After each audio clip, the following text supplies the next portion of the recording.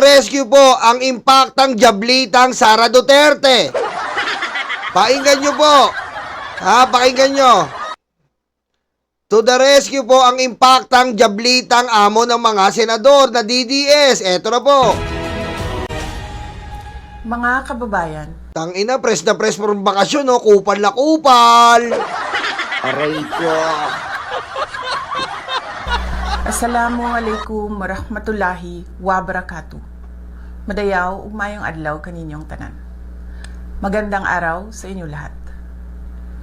Ang mga natutunghayan natin ngayon ay dapat ikabahala ng bawat Pilipinong naniniwala sa demokrasya. Wow, coming from you, tangina niyan. Aray ko. Coming from you, impacta.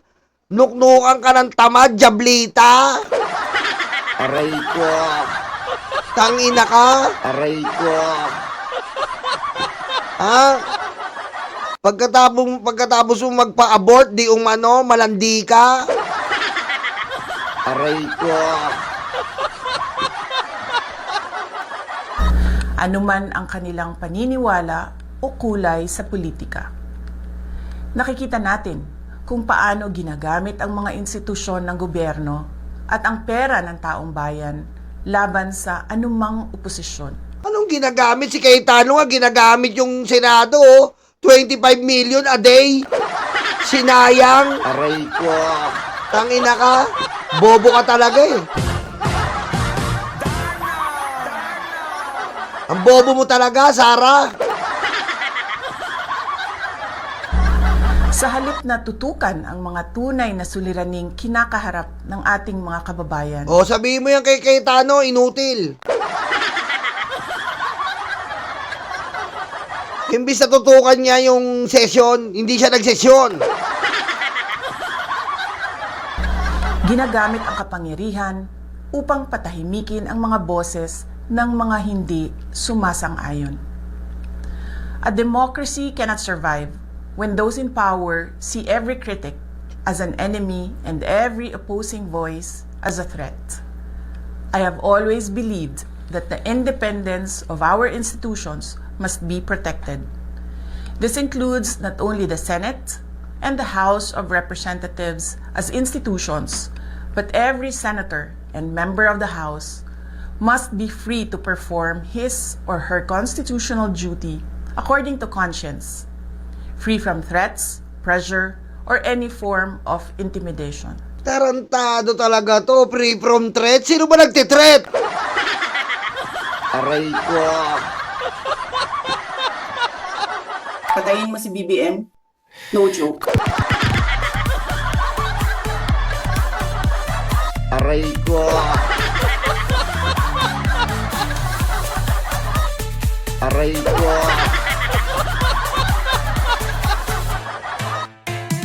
Ay, nanto. Sino ba nagtitreat? Sino ba nagtitreat? Sino ba mahilig mag-threat? Narinig ko ba si BBM? Patayin mo si Sara.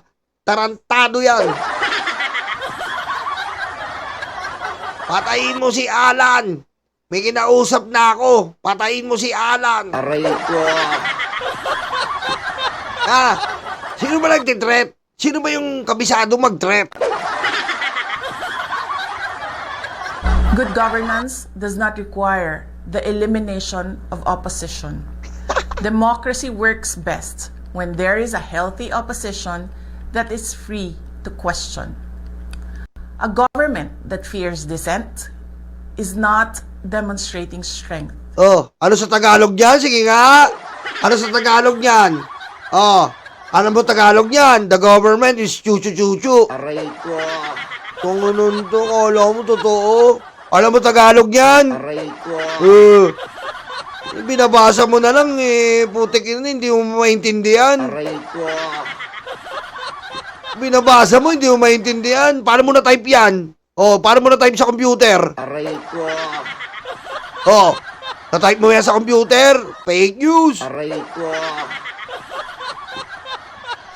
It is revealing insecurity. And that insecurity is reflected in the direction our country is taking today. The current state of our nation reveals three disturbing realities. Oh, may impeach ka na, tanga.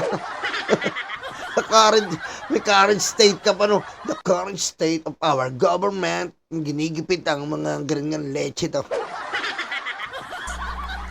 First, the effort to divert attention from legitimate questions surrounding the flood control controversy. Tanga mo, anong blood control? Nakakulong nga si Jinggoy. Ano ba tingin ng mga DDS sa kay pagkulong ni Jinggoy? Tsumupa? Aray ko. Ha? Ano ba si Jinggoy? Tsumupa lang ng isang lalaki kaya nakulong? Ikaw talaga.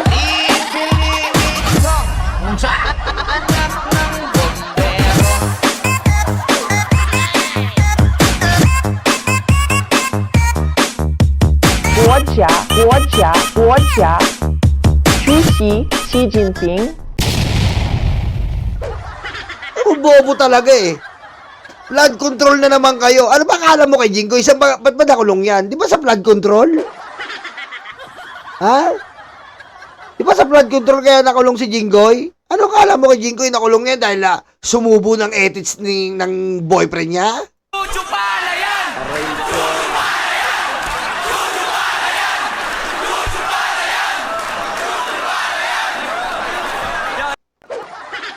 Nakulong si Jinggoy dahil nagnakaw siya sa flood control. Huwag nyo i-divert. Aray ko. Kaya divert nyo eh.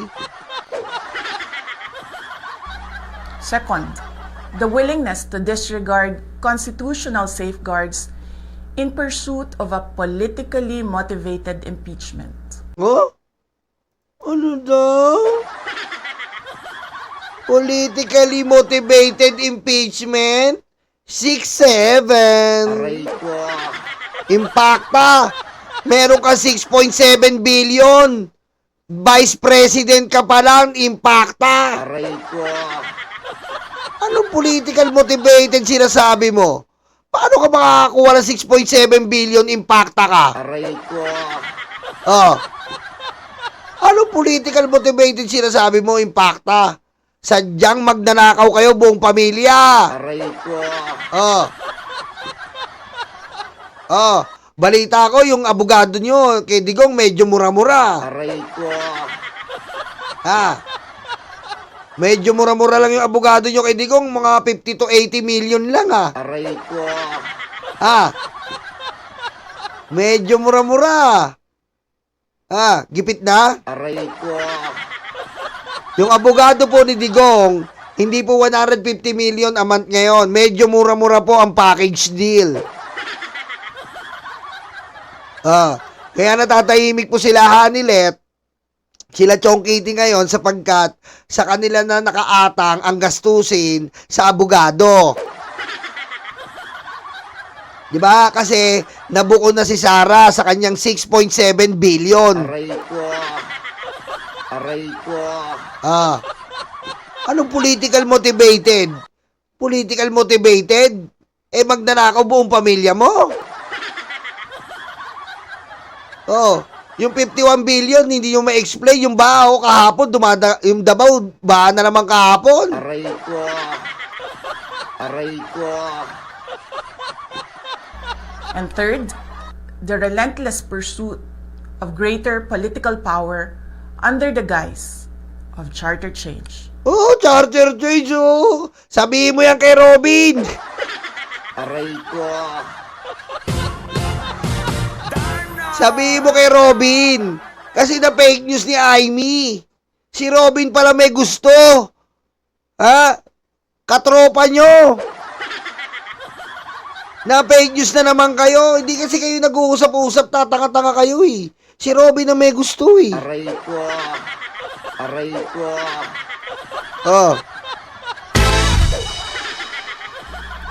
These are the symptoms of a government that has become more preoccupied with protecting power than serving the people.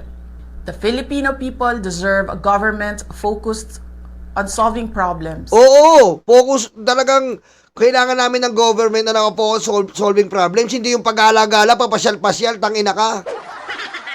Kababalik mo lang, nanggugulo ka na naman. Aray ko. Sabi ko sa inyo eh, sasakay na naman to sa issue. Sasakayan na naman niya. Wala naman siyang kinalaman. No, pala na naman niya. Pagkagaling niya sa gala, sasakay na naman sa issue para magmukhang relevant. Aray ko. Bobo ka. Aray ko.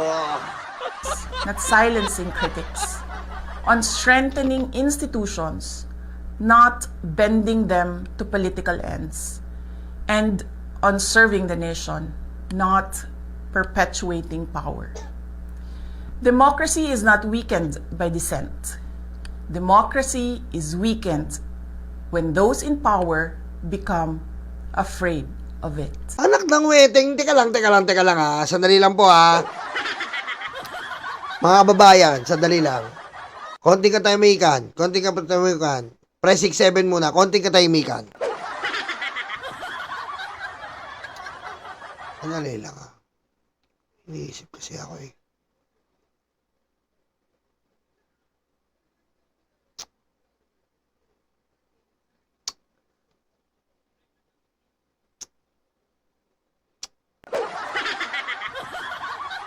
Eto na po. Game. Ganito, naisip ko kasi, grabe pala ka weak leader si BBM. Aray ko.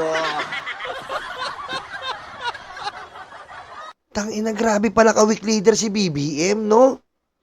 Mga kababayan, isipin nyo weak leader, nakulong si Kibuloy. Weak leader, natigil ang Pogo, nakulong si Alice Guo na nilalaplap ko. Aray ko. Nakulong si Jinggoy. Nakulong si Bong Revilla. Aray ko. Tapos si Sara nag-iiyak ngayon. Grabe pala ka weak leader si BBM. Aray ko. Partida yan partida pa po, dinidedma pa sila ni BBM, hindi po si BBM pala sagot. Pinagbantaan mo, dedma. Minura-mura nyo, dinedma kayo. Ang weak ng leader na to. Aray ko. Aray ko. Ang weak. Tapos ito din yung leader na to na kung hindi niya i-expose yung flood control, hindi niyo malalaman. Ang weak mo naman, BBM, ang daming umaaray sa'yo. Yan po ba yung weak leader, mga kababayan? Aray ko. Yan po ang weak leader. Oh, paano yan? Oh, sino bangag? Sino weak leader ngayon? Aray ko. Ay, naasara. Hindi mo kaya si BBM. Tanginan nyo lahat. Ubus na yung pera yun sa troll farm. Pero uubusin din kayo sa truth. Aray ko. Yan ang weak leader. Napala nyo? Sa pool. Aray ko. At siyempre, makakalimutan ko ba ang napakulong na Rodrigo Duterte na doon na mamamatay, na doon na mangingisay, na doon na magiging abo, magiging cookies and cream na parang milk tea. Patayin mo si BBM? No joke.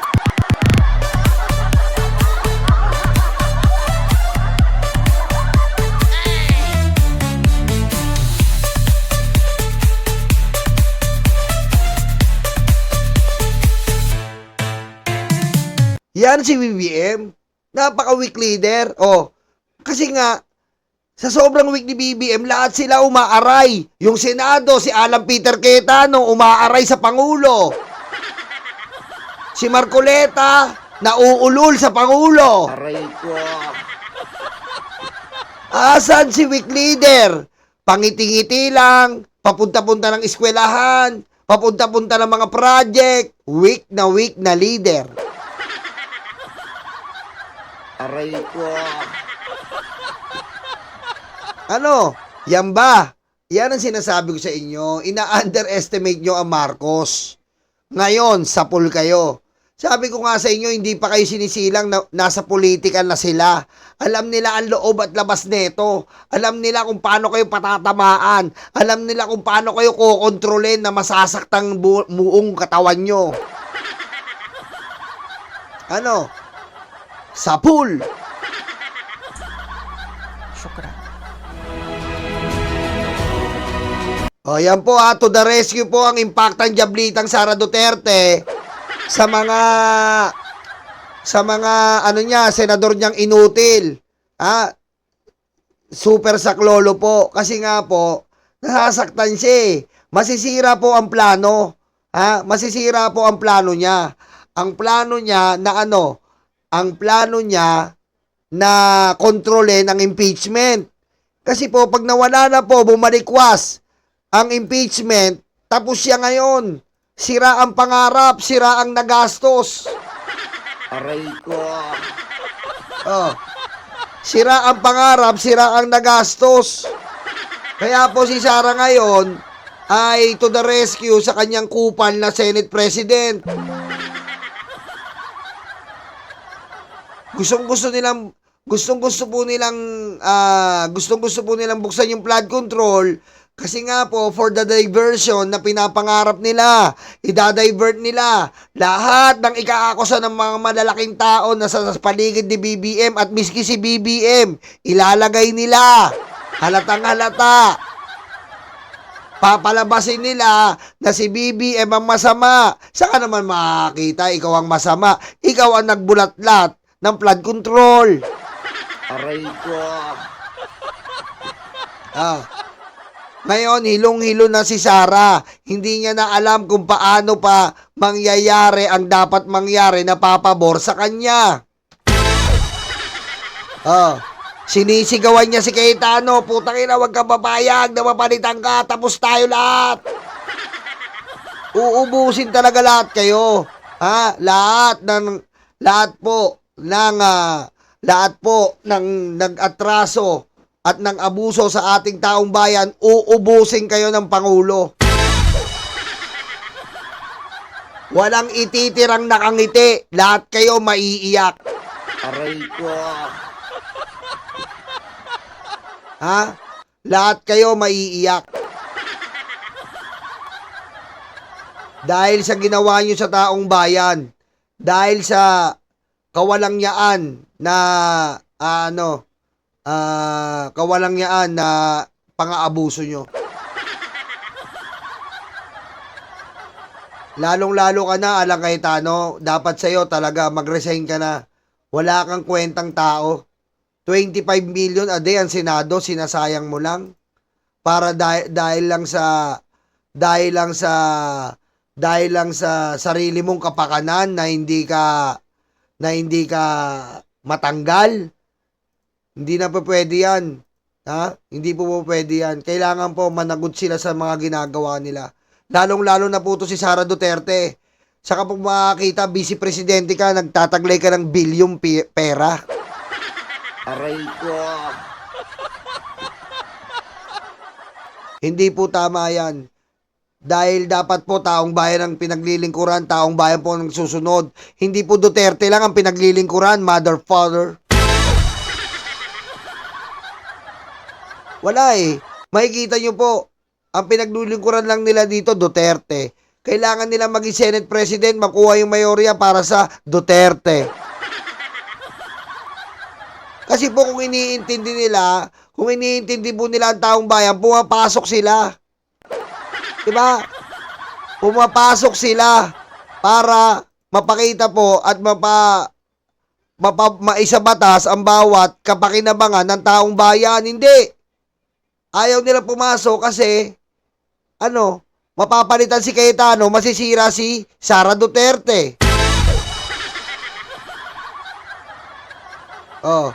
Diba? Kupal eh. Kaya kung ako Alang Peter Cayetano, mag-resign ka na, kupal.